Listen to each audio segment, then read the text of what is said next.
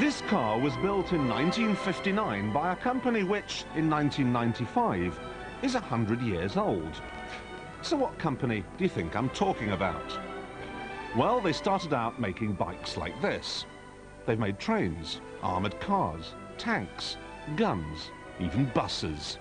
They entered the RAC Rally in 1969 and they won their class. And with 3 exceptions, they've won their class every year since. You're struggling, aren't you? Well, this ought to do it. Hey, missus, come on. No, come on. What do you call a skip on wheels, eh? A Škoda convertible. Ah! It's not funny. This is a dear, sweet little car. And even in Czechoslovakia's dark, gloomy communist days, Škoda managed to make cheap and cheerful little cars. But times, they are a-changing.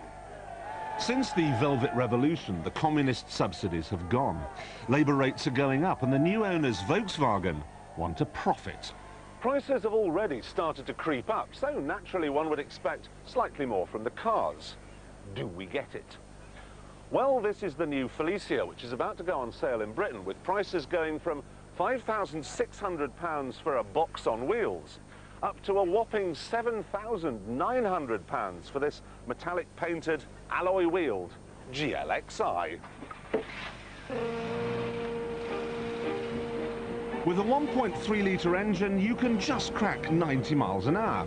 On a hill, you can do 0 to 60 in 14 seconds. Now later, the Felicia will come with Volkswagen engines, which will make it even slower. Economy's good though, should be able to do 40 mpg. Insurance is pretty cheap too, but that's probably because the Škoda doesn't really feature very highly on a Ram Raider's hit list. Also, with such a small amount of power, it's difficult to get going fast enough to actually hit anything.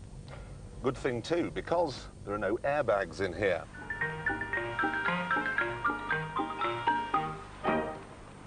The Felicia does look good though. They've basically kept the old Bertone design and rounded it off a bit. But don't worry, the practicality is all still there. There's 5 doors and tons of space. You could easily get 40 Boy Scouts in here, and there'd still be plenty of room for some slam dancing. And nothing would break either. In the old Favorite, you only had to sneeze and the dashboard would disintegrate, but this one looks and feels as robust as a house brick. As far as driving is concerned, well, I doubt handling prowess will matter all that much to the Felicia buyer. But for the record, it's somewhere between OK and all right. Power steering might have been a good idea, though.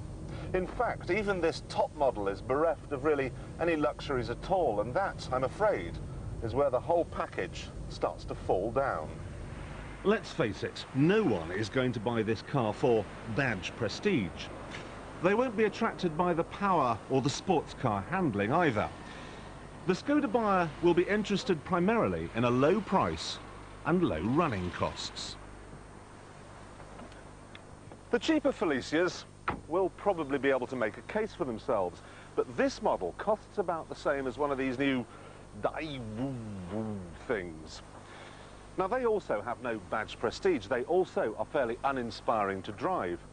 But they come with mobile phones, electric windows, airbags, anti-lock brakes, 3 years free servicing. The most exciting luxury feature on this is the locking fuel filler cap. At £5,000 or £6,000, the Felicia is an OK little car. But at nearly £8 grand, this model looks a bit silly.